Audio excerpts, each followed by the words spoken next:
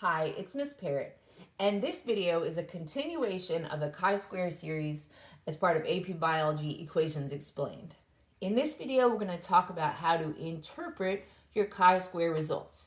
If you want to know more about how to calculate, check out the video in the description below. So this is assuming that we've already calculated our chi-square value. What does this number mean? So we're going to need two tools. One, the chi-square table, which is found right here in full on your formula sheet.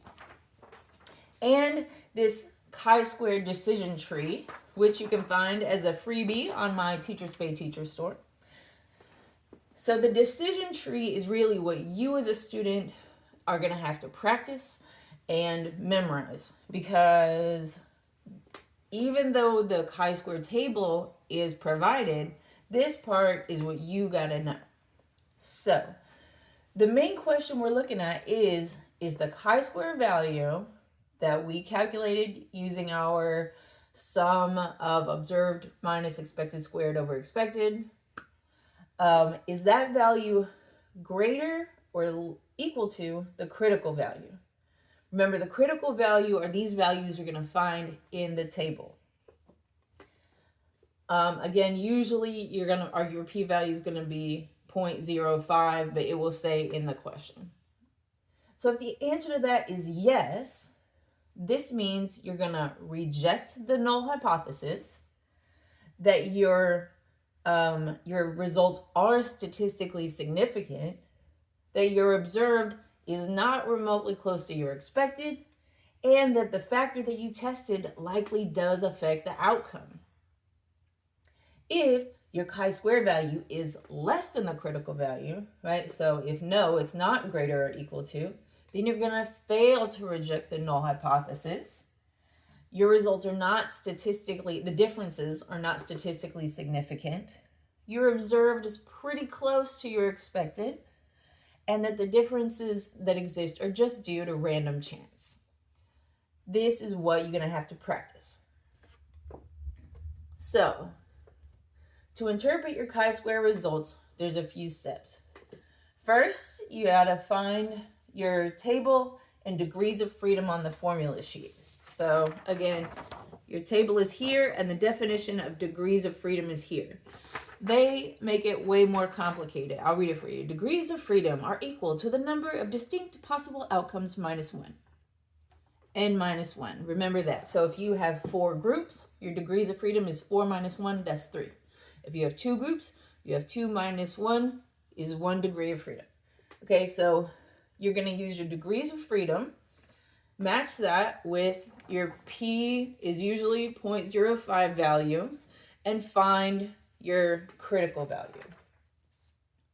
Then you're going to compare your chi-square value that you calculated using the formula and the critical value from the chi-square table, and determine, is your chi-square greater or equal to, or is it less than the critical value? Then, once you've determined that, you'll follow the path on the decision tree and you can start to make conclusions. Let's do a practice example. Grab a marker. There we go. Okay, so here's our scenario. If we're doing an experiment in fruit fly inheritance, and we are expecting a 3-to-1 ratio because maybe we're crossing 2 heterozygote individuals, and we observe that we have 290 red-eyed flies and 110 wide-eyed flies. If you go through all the math, your chi-square value will come out to be 0.53. Our degrees of freedom, we have 2 groups, red and white eyes. 2 minus 1 is 1. Degrees of freedom is 1. And so now if I use my chi-square table, that makes my critical value 3.84. 0.53 is less than 3.84. So let's look back at our decision tree here. Our 0.53 is not greater than the critical value, so no. So we are going to fail to reject the null hypothesis, right? Our differences in our numbers are not statistically significant.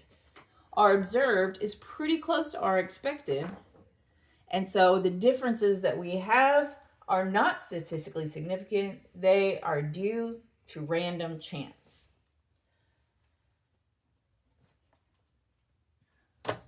The key here is just to keep practicing. Teachers, you can find additional practice problems on my Teachers Pay Teachers store, Know and Grow with Gnomes.